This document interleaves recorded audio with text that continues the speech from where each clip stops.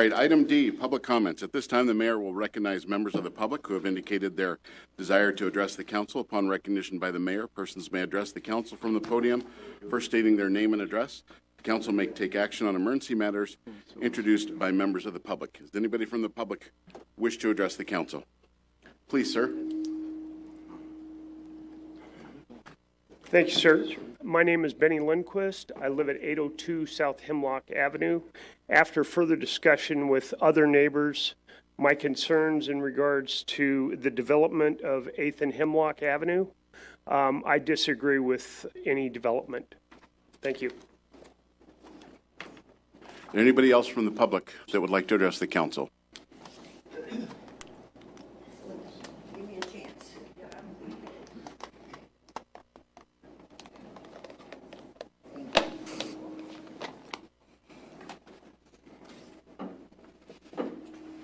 I'm Lois Mauer. I live at 1107 Waster Court.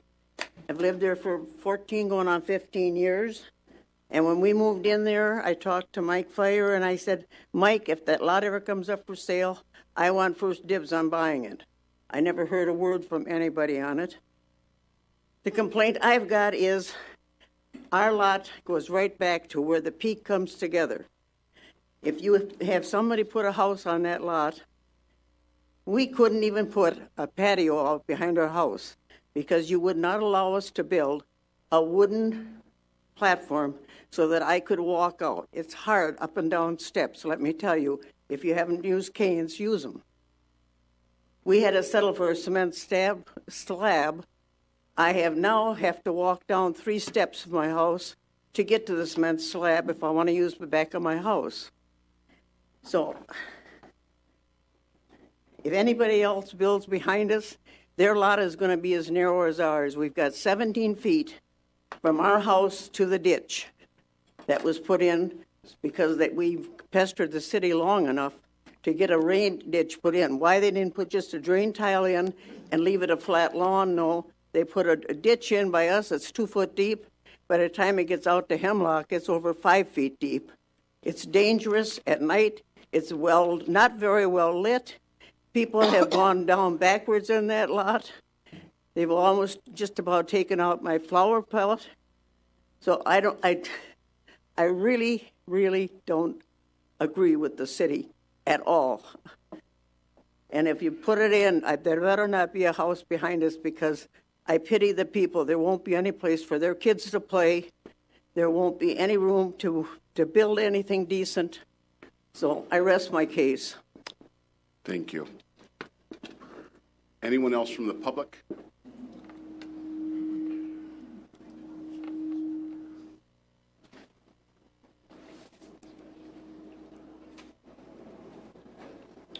Good evening. I'm Doug Adler. I live at 1102 Waster Court. After fathering and discussing with my neighbors and looking at your plans here, my question is, where are they going to park for the football games? Tonight, it's a junior high game. There's 50 cars in the lot right now as we speak. They are parked down Hemlock, well beyond Waster Court. They are parked all along 8th Street, all along Palmetto, all the way up to the end of the track. We need to keep that as is for parking alone. It's a dangerous corner if you get more houses out there. I mean, we've got too many corners. I drive a bus.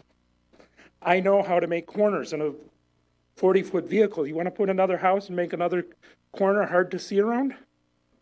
The traffic out there for having 2 more houses, nonsense. Thank you. Thank you.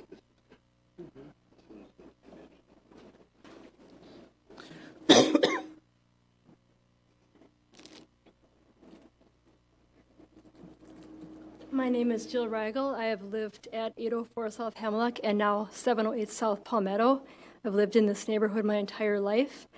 I, too, am totally against redeveloping the streets that I have to cross, even to cross off my own corner or my driveway or anywhere in the vicinity, is I was risking it right now as it is.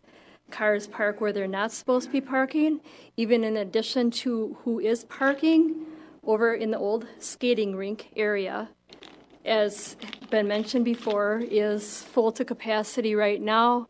Cars pulling into other people's driveways because they think, oh, can't find a spot anyway, I'll just park wherever. All this is doing is putting more people at risk, the public getting injured, any safety risk at all. Thank you. Anyone else from the public? My name's Carrie Weister. I live at 1105 Weister Court. I also do have a couple letters here from neighbors that weren't able to be here tonight because of previous commitments. But as far as Bill and I, you guys act as though there's not been any activity on that lot since the ice skating rinks were taken away. You are very wrong. Those lots have been used for parking for various sporting events. One of our biggest concerns is public safety. The school board states, oh, it's not our responsibility. They state it's the city's responsibility. Yes, the city, they say it's not our responsibility. So whose responsibility is public safety?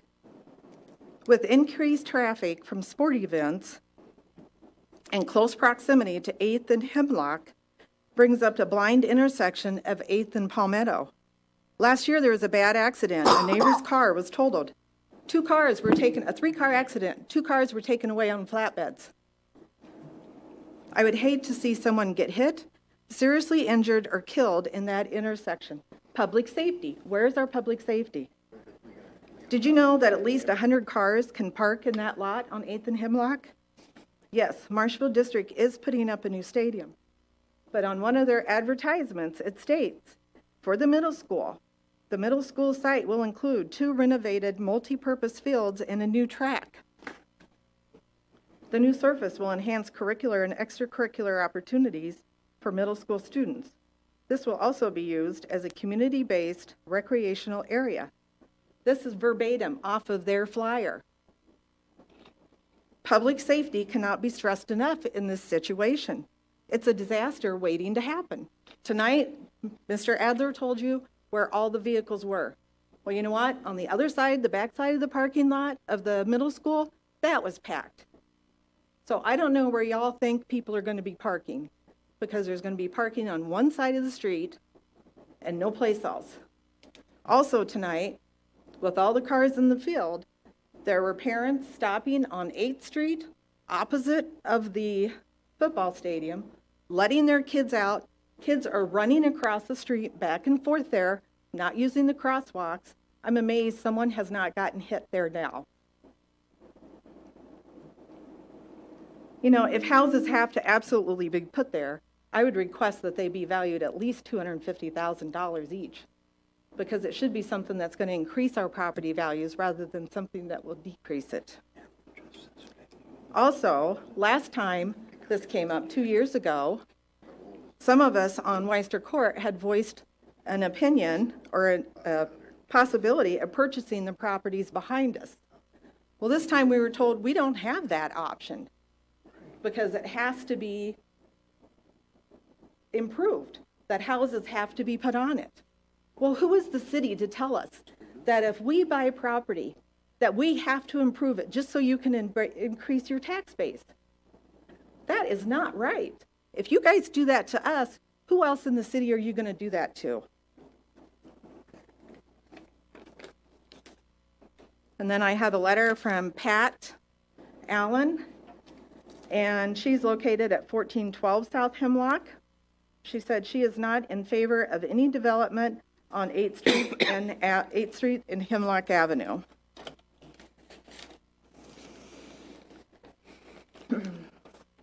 And then Tim and Sheila Kopp, they reside at 1409 South Hemlock Avenue.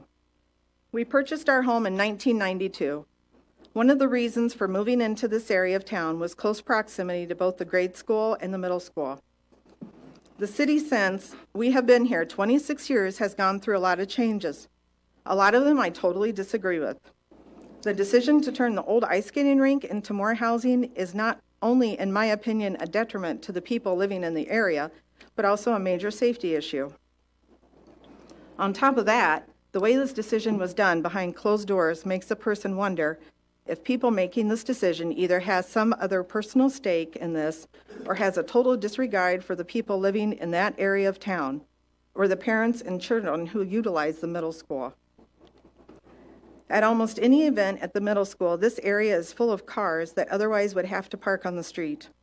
The intersection of 8th and Palmetto Street is a total nightmare. The blind spots with traffic coming from Palmetto and kids getting dropped off for events is something also that needs to be addressed. Eliminating this parking area for more than 100 cars is only going to make matters worse. This area is used for parking during junior football practice and many other events, not just the high school football games, which will no longer be at this facility. I know this has been an issue in the past, but I wonder how many of the councilmen have actually sat down with members of the school board and addressed the safety issue of this.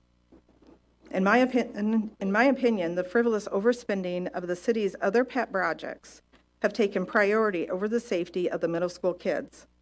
The new sports complex at the senior high will not solve the problem. I am under the assumption that there will be more improvements made to facilities here at the middle school. So why would you want to take parking away? Again, I'm under the assumption that the school district has declined to take ownership of the property, but how many of you sat down and discussed the issues eliminating this lot will cause? The way this whole issue was brought out behind closed doors very quietly also leads me to question the integrity of the council. If this were published in Hub City Times or the Marshfield News Herald and explained to the rest of the committee what the city's intentions are, I bet highly this would get shot down immediately.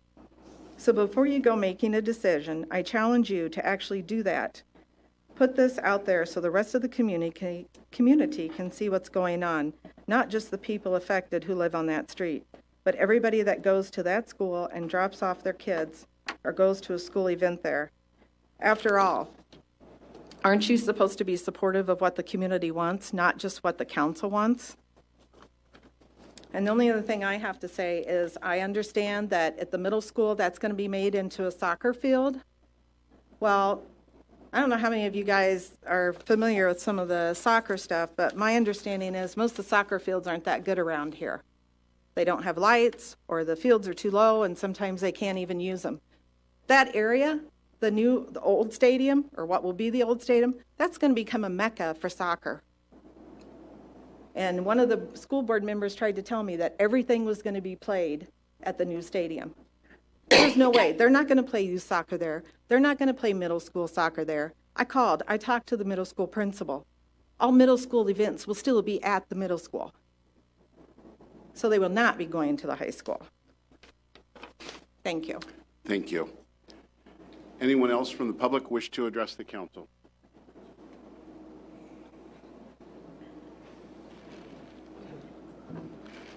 I'm Wayne Pitsley. I live at 800 South Hemlock on the corner of Hemlock and 8th. And it's very dangerous with all the kids, especially even in the wintertime. Nobody's mentioned that. In the wintertime, the snowbanks on 8th Street cover up all of the crosswalks, and the children are always trying to climb over the snowbanks to get to their parents' car or go home someplace, and I think it's very dangerous. Somebody's going to get killed. Thank you. Thank you. Anyone else from the public wish to address the council?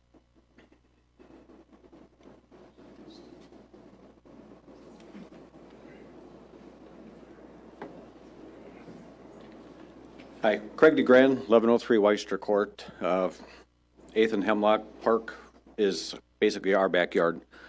We're also here in support of the rest of the neighborhood about the options you guys have tonight. Back in 2014, the city did a housing study throughout the whole community that showed what was needed in the city of Marshfield. And the proposal that we're looking to do here is not what was recommended from this from the company that was hired by the city to look at the housing studies. It showed current listings in Marshfield showed 25% less homes in the $150,000 to $200,000 range compared to the $100,000 to $149,000 range. So there are plenty of houses available for under $149,000 for the people that we are looking to put proposing for this neighborhood. Realtors right now are saying there are very few houses in the 200,000 and above range for people to purchase in Marshfield. By allowing this amount, putting houses in this park, if we're going with houses in the 200,000 and above range, that would increase our property values and get more money for the city, because that's what we're kind of looking for here. Forgive me for jumping around, but as was mentioned by Mr. Pitsley, and I'm sure Carrie also mentioned it, safety for the kids walking around at night. Now, last night was, this is homecoming week, so last night was powder puff and whatever else they call it. But as soon as they shut the lights off at the stadium, I mean, it was black. I mean, people couldn't even find their cars in what I call my backyard, but in the field where they park now, they're hitting their key fobs to find where their car is parked. So, I mean, the safety is a huge issue in our area, because the kids during this week now, you know, we all wear black. Well, we don't, but the kids all wear black because you can't toilet paper in brightly colored clothes.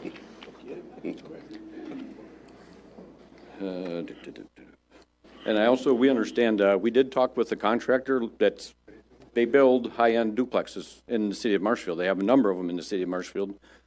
I called them to let them know that this land was becoming available, and they are very interested in it. They talked with someone, and they were told that their proposal would not be accepted. So, you know, we kind of have issues with that. If they're being told that they're not going to be allowed to put in a bid, and they're going to put in high-end duplexes, that I don't think we would have an issue with, and as a neighborhood, you know, how does that help? So that's one of our, that's, you know, a big concern of ours. So thank you for allowing me to speak. Thank you. Anyone else from the public? Jason.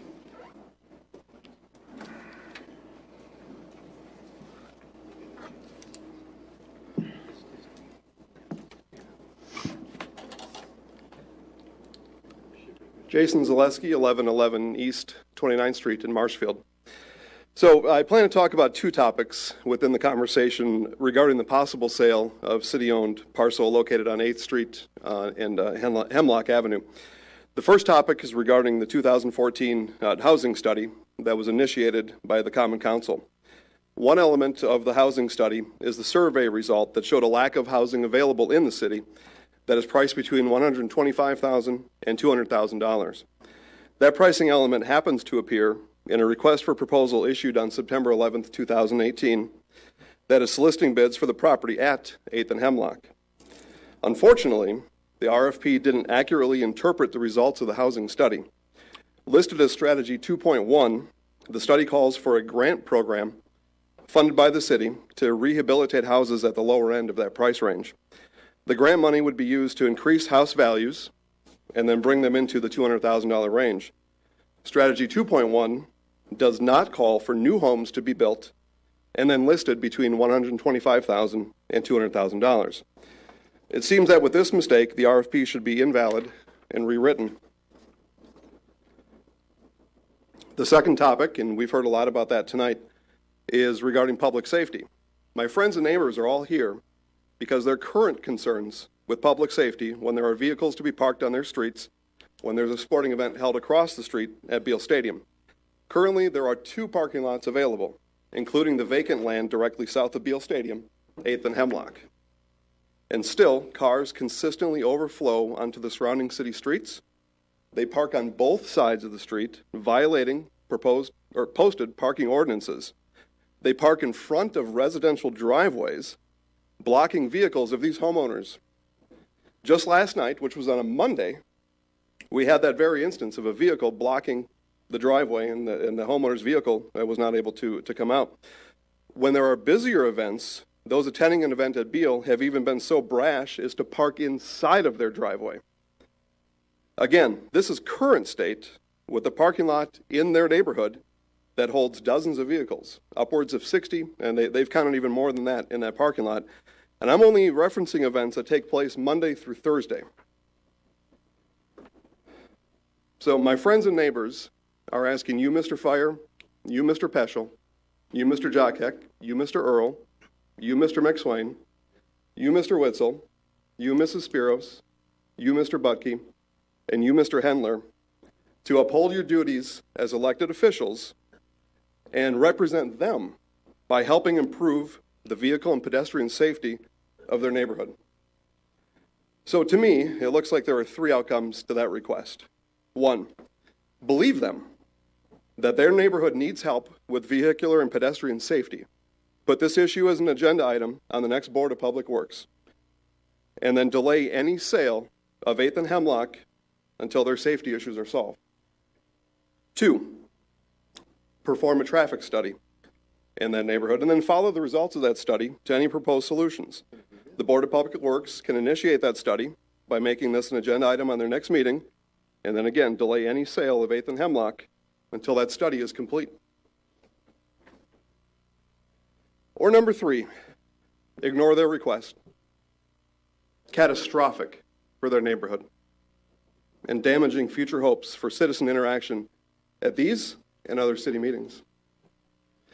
Lastly, thank you all for being here. Really, it's commendable that you're here. I know some of you maybe have not been to a meeting where I've been, but I always, this is my tradition, I always thank everybody for coming to speak. So thank you all for coming to speak and making yourselves involved in city government. Thank you. Thank you, Mr. Mayor. Thank you. Anybody else from the public choose to speak? I just can't see around this thing here, so I just want to make, is there anybody else? Nope, seeing no one, we will go on to the next item. Mr. Mayor, could I comment? Please. I think there's some, I hear you people, but there's some misstatements here. The school owns the land that you're referring to. From what I understand, that was offered to the school to purchase. They chose. If they own it already, why are they putting it up here? Can I go on? Please go on, Mr. Becky. I hope that you people are going to the school board meeting and talking about that development with the sporting complexes there, because they're not hearing you. They're putting this stuff in and not getting enough parking going on there. We don't own the land. Now, I get that we have to make it safe, but it's all over the city, and I'm going to miss a bunch of them, but it's Columbus High School, grade schools, Greasy Park, and the list goes on and on. We got the same situation. It's not good, but we got the same situation. Are you okay with possibly raising taxes to put a whole bunch of parking lots in for events that are going to happen sometimes?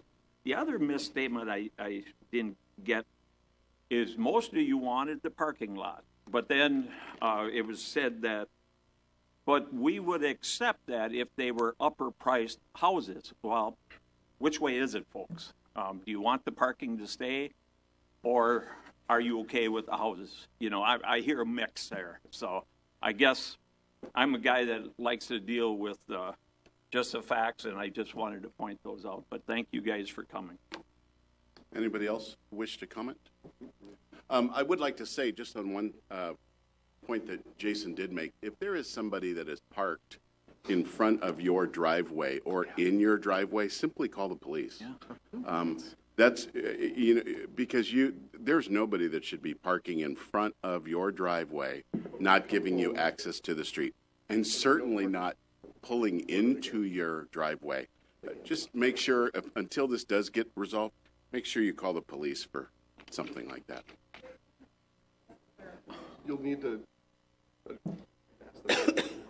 Did you have one more public comment?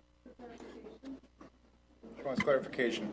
We have always been told that Parks and Rec owns that land. They do. And that 18 times for 18 years that the school district has refused to take that land. Yep. That's right. Now you're telling us that the school district owns it? No, they do not.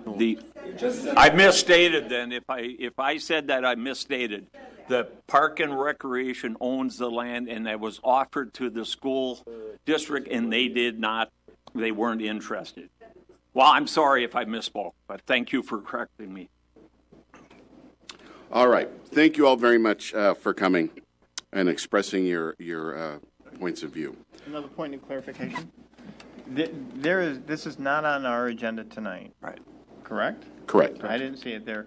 And I'm assuming it will be on Public Works on Monday, or do we not know that for sure?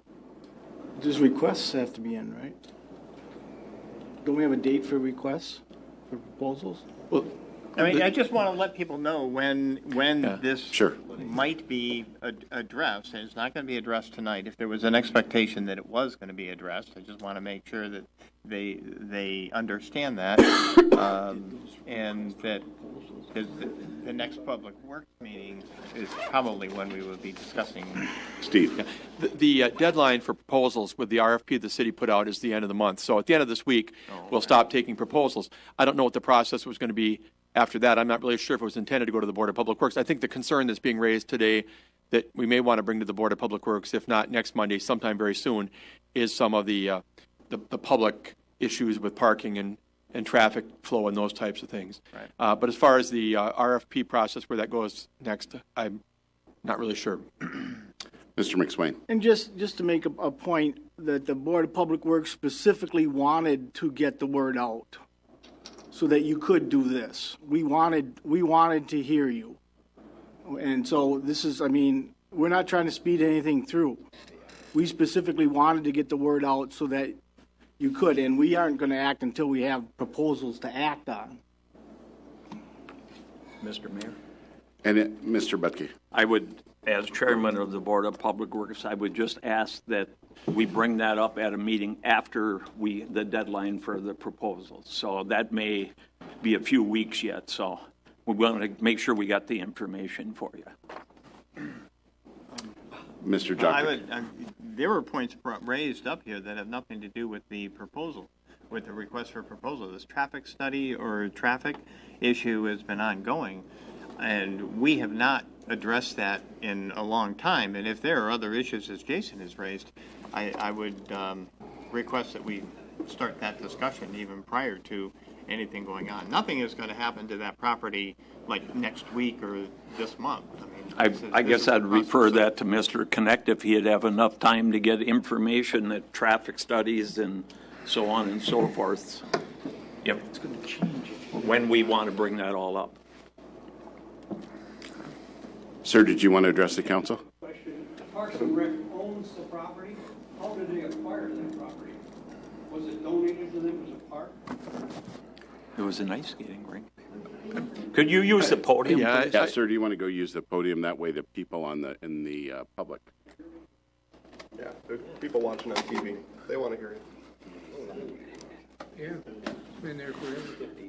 Well, I heard tonight, I'm Phil Traxler, by the way, and I live at 1408 South Hemlock. And I heard tonight that the land belongs to the Park and Recs Department. That's the first I've ever heard of that. And the question is, how did they acquire the land? Sometimes that land gets donated as a park. And how are you going to get rid of that if that's the case? Mayor, Yeah. I'm going to clarify. Sure. The ownership. So, listen, and I certainly don't think anybody was trying to mislead in regard to the reference on the ownership. But Parks and Rec is a department of the city. If Parks and Rec owns it, it's really the city of Marshfield that owns it. It may be designated for a purpose or to be intended to be used by Parks and Rec, but it is a city-owned piece of property. We reference that oftentimes, but it's a misnomer to say it belongs to any one department. So I mean, we use that occasionally here often, but really it is a city of Marshfield. So there's no record anywhere that says that land was donated as a park? I don't know the answer to that. We'd have to look at that. But I think you should look at what it. I can tell you is that if it is donated, it would be donated to the city of Marshfield to be used as a park. It wouldn't belong to that Park and Rec department. So. Yeah, and to add to that, we can certainly look through records and see if we find any evidence at all that it was donated with a certain stipulation or requirement or whatever you want to call it, that it be used only for park purposes. I'm not aware of that. I've been here 7 years. I've never heard that, but we can certainly review files and see if we see anything. Okay. Thank you for your attention. Thank you. Any further comments?